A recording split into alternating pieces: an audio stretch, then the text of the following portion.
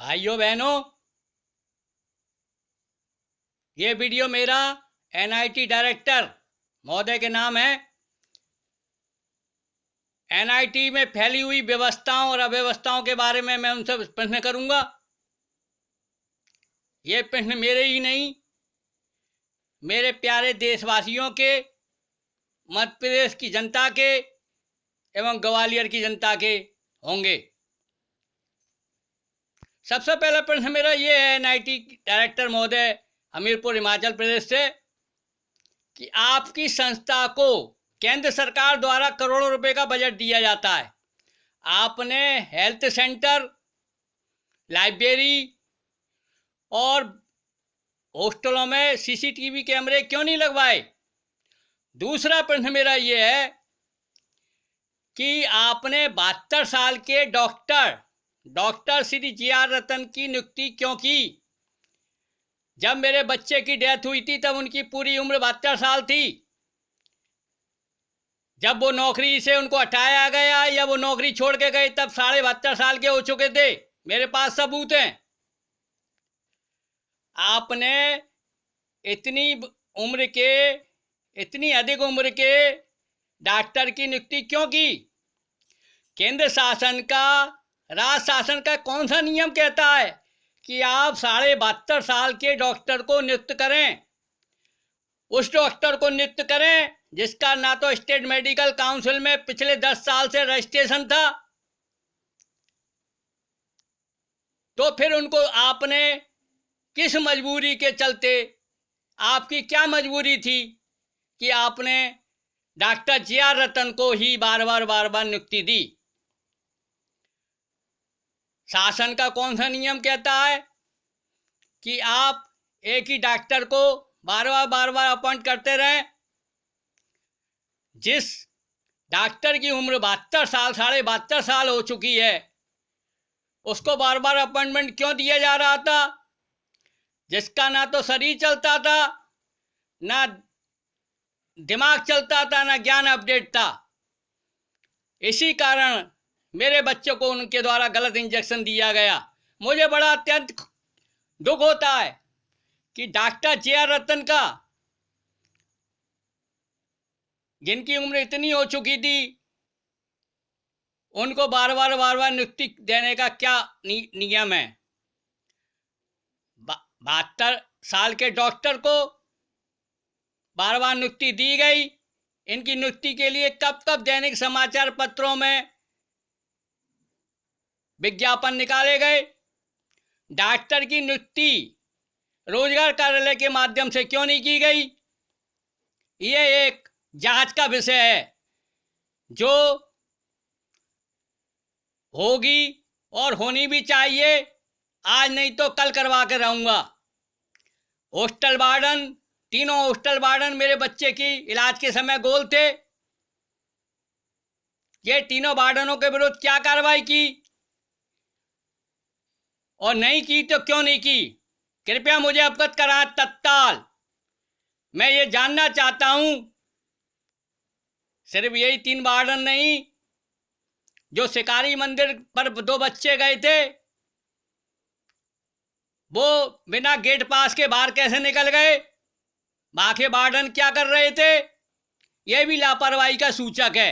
इसकी भी गहराई से सीबीआई जांच होनी चाहिए।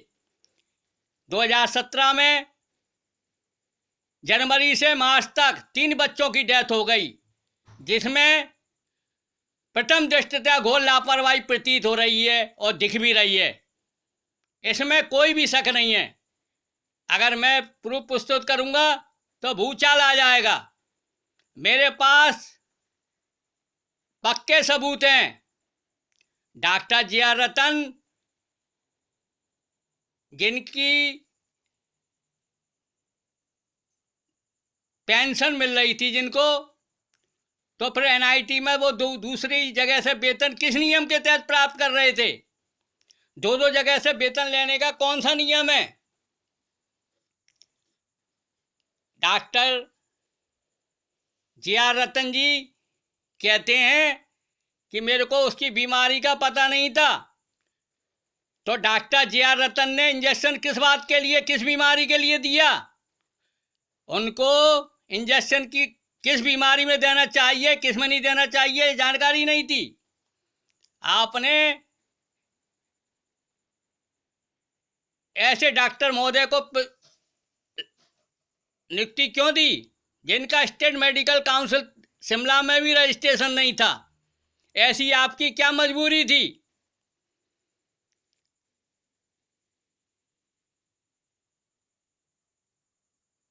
आपके द्वारा जब मैंने आपसे पूछा कि मेरे बच्चे की थर्ड सेमेस्टर की मार्कशीट मुझे चाहिए, तो आपके विभाग के द्वारा ये लिखा गया कि हमने उनको मार्कशीट 1 मार्च को दे दी है। लेकिन अत्यंत खेद का विषय कि मार्कशीट दे दी है तो आप उसकी मुझे पावती भेजिए। जब मेरे द्वारा लिखा गया पावती के लिए, तो फिर आपके द्वारा स्टेटमेंट बदला गया, आपके विभाग के द्वारा, आपके कॉलेज के द्वारा, कि वो रजिस्टर में नहीं है, कागजों में। हमने कि कागजों की रिसिप्ट भेजिए, फिर द्वारा लिखा गया। तो अपने बचाव में डीओ से अभिषेक डीओ से ये लिखाया गया कि मेरे पास फोन आया था राजेश का, तो उसने कही फोन पे कि मेरी मार्कशीट ले लेना। अब मेरा अभिषेक कुमार और डायरेक्टर महोदय से ये प्रश्न है कि क्या मेरा बच्चा विदेश गया था या मेरा बच्चा कभी लौटता नहीं एनआईटी? ऐसी क्या जरूरत थी कि उसने राजेश कुमार के फर्जी सिग्नेचर किए? क्यों किए फर्जी सिग्नेचर? इसकी सीबीआई जांच कराई जाए और जो दोषी पाया जाए, चाहे अभिषेक कुमार हो, चाहे उनका हेड ऑफ द डिपार्टमेंट हो, चाहे डायरेक्टर महोदय हो, उनके विरुद्ध कड़ी से कड़ी कार्रवाई की जाए। अत्यंत खेद का विषय है कि एनआईटी जैसी संस्थाओं में घोर लापरवाही और घोर लापरवाही के अलावा कुछ नहीं था। लापरवाही के कारण मेरे बच्चे की डेथ हो गई। मेरे बच्चे के इलाज के समय कोई नहीं था।